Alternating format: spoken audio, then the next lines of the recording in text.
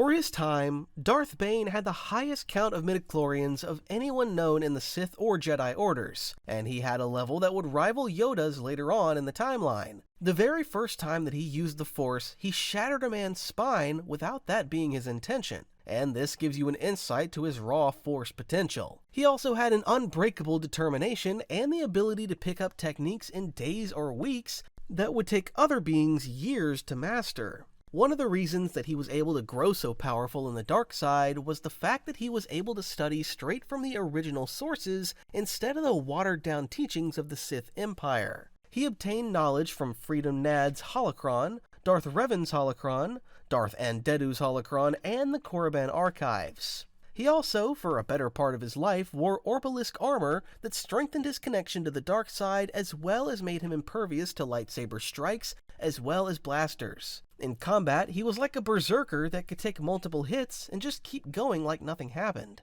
But what Bane is best known for is the creation of the Rule of Two, and this showed how powerful he was with the Sith, as his philosophy was strong enough to reshape the entire religion.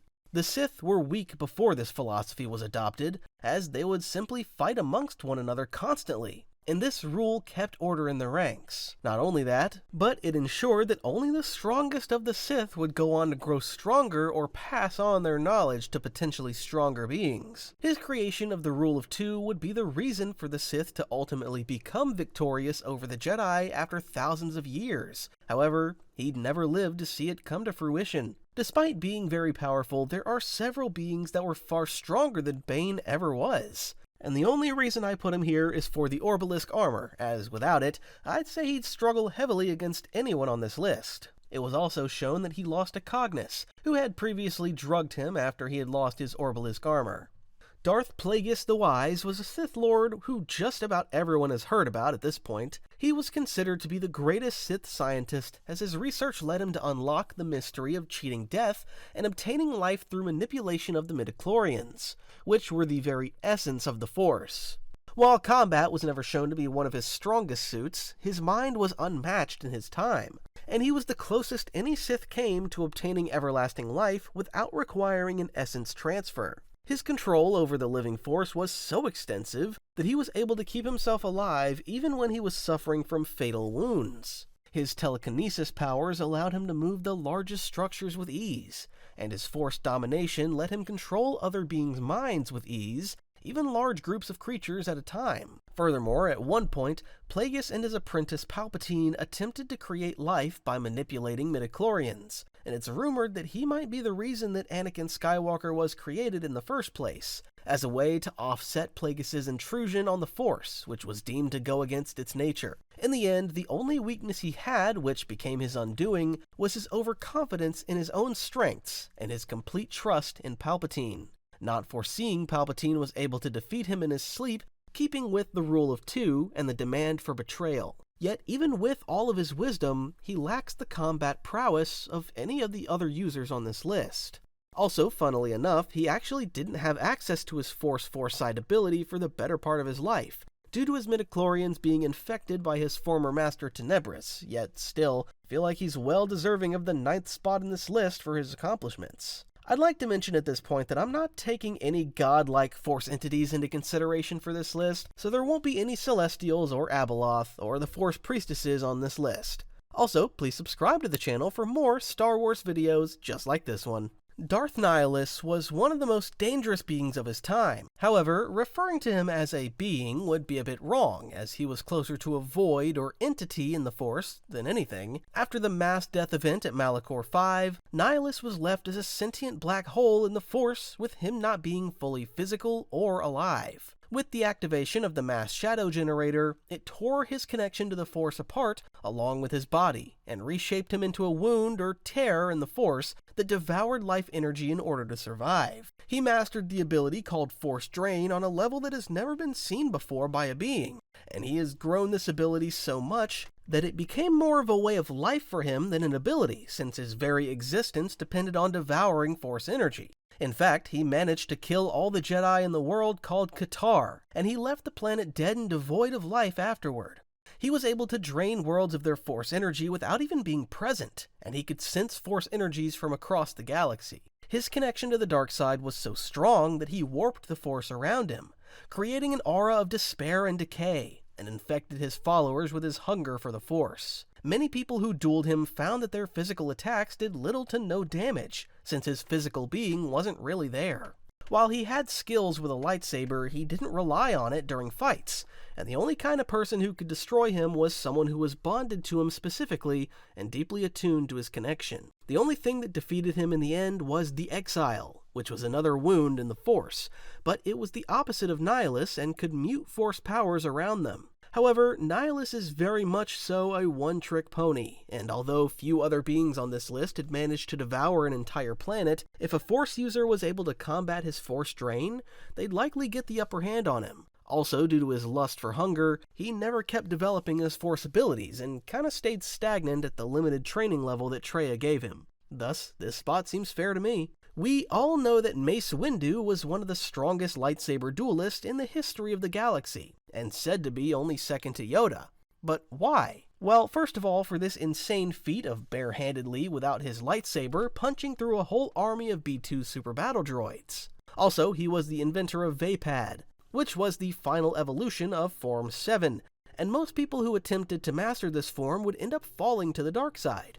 Vapaad allowed the duelist to channel the dark side energy that was dormant inside themselves, as well as accepting and using the dark side energy of their opponent. It's easy to see how most people would succumb to the dark side while using this form, but for Mace, it managed to allow him to strike faster than almost any Force user in his era, match or exceed Sith's strength, and enter a combat trance with perfect perception. Another talent that was unique to Mace and only a few others in the history of the Force was something called Shatterpoint. Shatterpoint was a Force perception technique that allowed him to see his enemy's weak points, identify a critical point in a situation, and spot the flaw in a plan or mission with ease.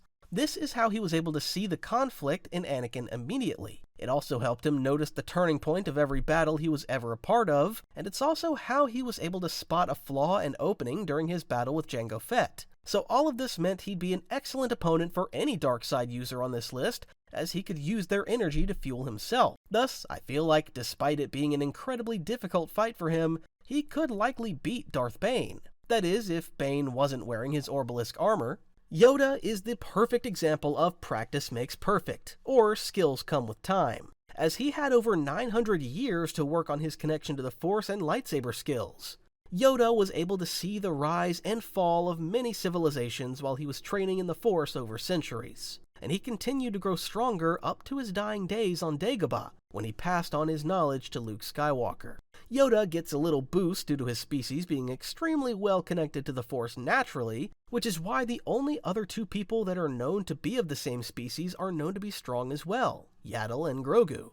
While many Jedi spend their lifetime mastering one form of lightsaber dueling, Yoda managed to master all 7 forms of lightsaber styles. Even though he mastered all of them, he had created his own custom version of Form 4, Ataru, which utilized his speed and size to make his body a flipping, jumping weapon that most beings had difficulty dealing with. His control of the living and unifying Force made his mind unassailable, and he was chosen to go to the very wellspring of the Force and learn from the Force priestess there how to become a Force ghost. Add to that he managed to beat Mace Windu in a training duel as well as Count Dooku. At the same time, he's also able to manipulate the Force in a way that he can redirect another's Force lightning, like when he dueled and disarmed Palpatine, the strongest Sith Lord of all time. This, as well as several mentions of him being the greatest Jedi of his time, put him firmly in this spot on the list.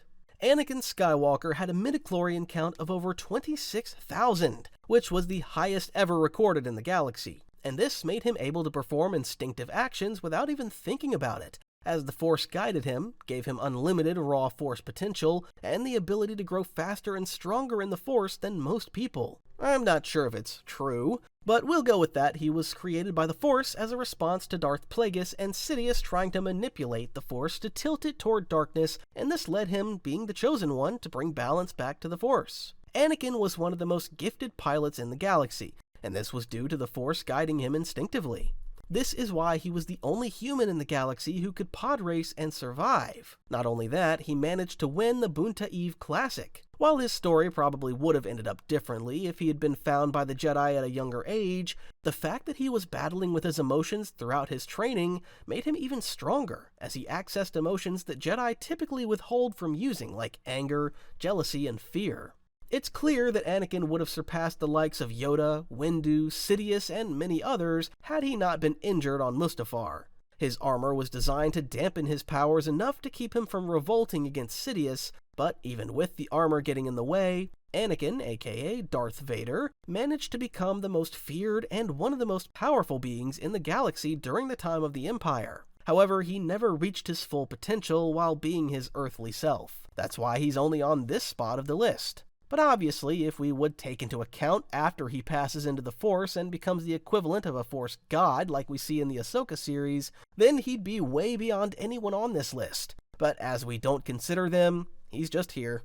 As for Darth Revan, he was one of the most naturally gifted Force users in the entire Old Republic era, with exceptionally high Force sensitivity. Revan was actually one of the few people in the galaxy to master both the light and dark side of the Force without succumbing to the dark side. Kreia, his former master, said that looking at Revan was like staring into the heart of the Force, and in the same heartbeat, Mitra Surik mentioned that his powers surpassed anyone's at his time. His Force powers were so strong that his Force lightning could easily turn a Darth Nihilus, a leading Sith Council member, to ash, as well as hurling massive meteors with complete ease. Revan initially studied as a Jedi Padawan at the Temple, and he became a Jedi Knight who criticized the Mandalorian Wars with the Galactic Republic. After defeating Mandalore, the Ultimate on Malachor V, he followed a mysterious Sith presence on Mandalore and switched to the dark side of the Force. Afterwards, he and his colleague, Darth Malak, established their own Sith Empire, and his mask became a symbol of fear throughout the galaxy. However, Revan was betrayed by Malak, and his mind was wiped. Amazingly, Revan is one of the only people in the known galaxy to reconstitute himself after having his mind wiped, and he relearned the ways of the Jedi and Sith.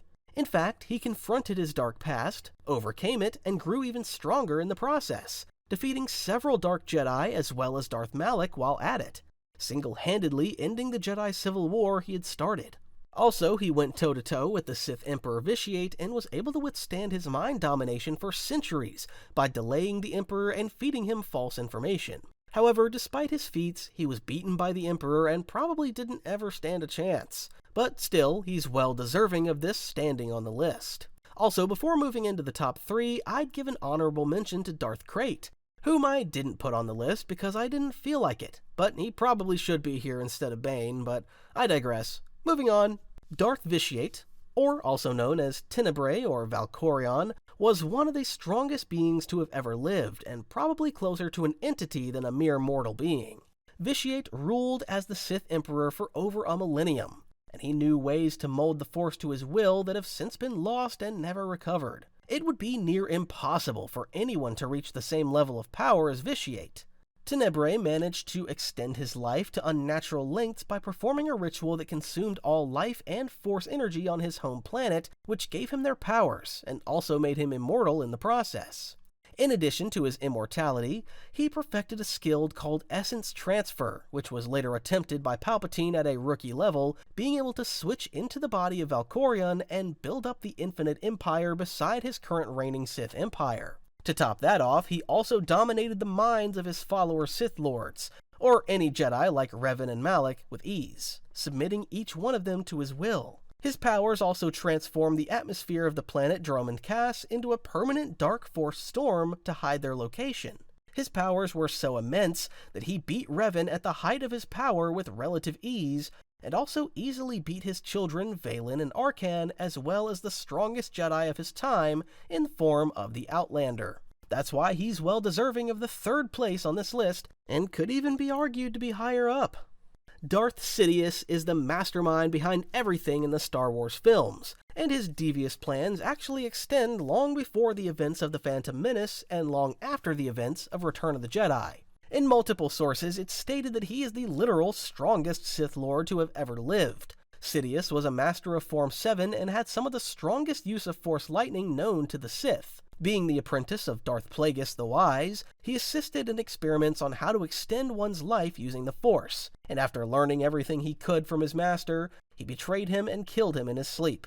After many strong yet failed Sith apprentices, he found Anakin and recruited the young Jedi who would later become Darth Vader. Throughout his reign, he had shown time and time again why he was the strongest being at the time, beating Darth Maul and Savage easily, beating 3 Jedi Council members in a few seconds, and ultimately also beating Yoda and Mace Windu, after feigning weakness to lure Anakin to the dark side. After the prequels, his strength only kept increasing, and although his rise to power and demise is well known, what happens after shows just how strong the Sith Lord really was. In the Dark Empire campaigns, Sidious is reborn and able to manipulate events from a distance after transferring his remaining essence into multiple clones that he created in case he died. During the Dark Empire, he also mastered Force feats that were unheard of before, like the Force Storms, which could literally teleport beings and entire fleets through the entire galaxy. The only reason he was defeated was for Luke Skywalker, Leia, and Anakin Solo to achieve complete oneness in the Force. Also, in the afterlife, it took the combined souls of all the Jedi to keep his soul from returning. Thus, second place, no questions about that. Finally, at number 1, we've got Jedi Grandmaster Luke Skywalker. Being the son of the Chosen One, Anakin Skywalker and Padme Amidala, he was born with an enormous potential in the Force that was just below his father's. Unlike most Force-sensitive people, Luke didn't seem to show much potential as a young child and only really developed his skills after running into Obi-Wan Kenobi and going with him to help Leia on Alderaan. His training was short with Obi-Wan, but through his Force Ghost teachings and advice, he was able to bring down the most dreaded weapon in the galaxy, the first Death Star battle station. Luke's training really began after he ventured to Dagobah to seek the help of Old Master Yoda. But even then, his training was slow at first and unfinished due to visions of his friends being tortured in Cloud City. Yoda warned him about leaving without finishing his training, but his dedication to his friends was strong. During his first duel with Darth Vader, Luke managed to hold his own quite well, even though he had minimal lightsaber training at the time, and he only got stronger from there. Between Empire Strikes Back and Return of the Jedi, Luke essentially managed to finish his training, and he became the last of the Jedi with Yoda's death. By the end, he managed to defeat the Sith with the help of his father, and he brought balance back to the Force. Unlike the Disney timeline, in the EU he actually becomes a Jedi Grandmaster, and thus becomes one of the strongest beings the galaxy has ever seen. During the Dark Empire campaign of the reborn Emperor Palpatine, he defeats Sidious's clones multiple times. During the events of the Black Fleet Crisis, he was also able to withstand the power of a black hole. He also telekinetically was able to pull apart Vader's fortress on Mustafar, and his Force abilities grew to the point that he was able to defeat the cosmic entity in the form of Abeloth, being the literal only being in the galaxy that could have performed that feat. And that's why Grandmaster Luke Skywalker is the strongest character in Star Wars.